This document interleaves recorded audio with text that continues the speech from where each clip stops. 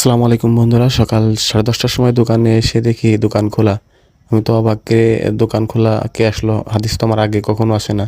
তো এসে দেখি না, হাদিসই দোকান খুলে বসে আছে। তা ভাবলাম যে এই খুশিতে একটু ভিডিও করি। আজকে হাটের দিন ছিল, দোকানে প্রচণ্ড ভিড়। ভাবলাম যে এই ভিড়ে থেকে কোথাও ঘুরে আসি। যার কারণে আমাদের এক ফ্রেন্ড ফোন দিল যে তার বাড়িতে গাছে জাম ধরেছে, জাম পেকেও গেছে, জাম খাওয়ার দাওয়াত দিয়েছিল। তো যে কথা সেই কাজ, আমরা দোকানটি বন্ধ করে দেব। আমাদের হাদিস ভাই আবার প্রচুর ফাস্ট, সে যে কাজ করে অনেক দ্রুত সাথে করে। এর দোকান বন্ধ করতে তার অতি দ্রুতই 5 মিনিটের ভিতর সে বন্ধ করে ফেললো দোকানটি। দোকান বন্ধ করে দেখেন তালা মারাটাও অনেক দ্রুত তার সাথেই করলো। আমরা মাসুদের গাড়িতে চেপে বসলাম। আমার জন্য অনেক জায়গা রাখা হয়েছিল পিছনে। তো এরপরেও মোটামুটি পিছনে যে দুটি দানটি আছে এরপর ঝুলে কোনো মতো যাচ্ছিলাম। দেখাচ্ছে আমাদের রাজাপুর ননীগোপাল ক্রীড়া ময়দান। আমাদের মাঠটা অনেক সুন্দর এবং সবুজ লাগতেছিল, যদিও মাঠের ভিতরে প্রচুর পরিমাণে পানি জমে আছে, ঘাসের গোড়ায় গোড়ায় অনেক পানি বাঁধা আছে।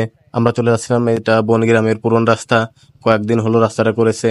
তো এই রাস্তার পাশে দেখতে পাচ্ছেন জলাবদ্ধতা, পানি বেঁধে গিয়েছে প্রচুর বৃষ্টির কারণে। তো আমরা চলে আসলাম আমাদের সেই কাঙ্ক্ষিত জায়গায়। এসেই আমরা দেখতে পারলাম যে প্রচুর পরিমাণ কর্মচা ধরে রয়েছে। এই কর্মচাগুলো এতটাই মিষ্টি যে এক কামড় খেয়ে আমরা আর খেতে পারলাম না, এবং প্রচুর কষও ছিল। তো কর্মচা গাছটা অনেক বড়। কর্মচা মিষ্টির কারণে 2-3 গ্রামের মানুষ এসে খায়, যার কারণে এখনো গাছে অনেক কর্মচা রয়ে গিয়েছে। তো আমরা মিষ্টির কারণে এমনি খাইতে পারতেছিলাম না। তো আমাদের সে বন্ধু নিয়ে আসলো, লবণ নিয়ে আসলো। আমরা লবণ দিয়ে খাচ্ছিলাম। আমারটাই লবণ একটু কমে উঠে গেছিল, আমি লবণটা নামিয়ে রাখলাম। কামড় দিয়ে দেখি এত পরিমাণ মিষ্টিতে আমার পুরো দাঁত টক হয়ে গেছে। সেটা পরবর্তী লাস্টে ভাত খাওয়ার সময় বুঝলাম।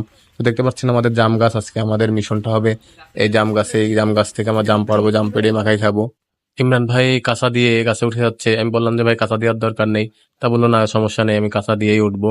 দেখেন, প্রথমে পেয়ারা গাছ বেয়ে উঠতে হবে, পেয়ারা গাছ বেয়ে উঠে এরপরে টিনের উপর যাইতে হবে, টিনের পর থেকে তারপর হচ্ছে জাম গাছে উঠতে হয়। সোজা গাছ বেয়ে উঠলে মাত্র 10 হাতের মতো হবে, এই জন্য আমরা সহজ পথ ছেড়ে আমরা এই কঠিন পথটাই বেছে নিলাম। এদিকে জাম পাড়া চলুক, আর আমি আপনাদেরকে একটা কথা বলি। যদি আপনি জীবন থেকে হতাশা দূর করতে চান, তাহলে আপনি প্রচুর পরিমাণে ইসলামকে ফলো করুন, ইসলামকে মেনে চলুন জীবনে।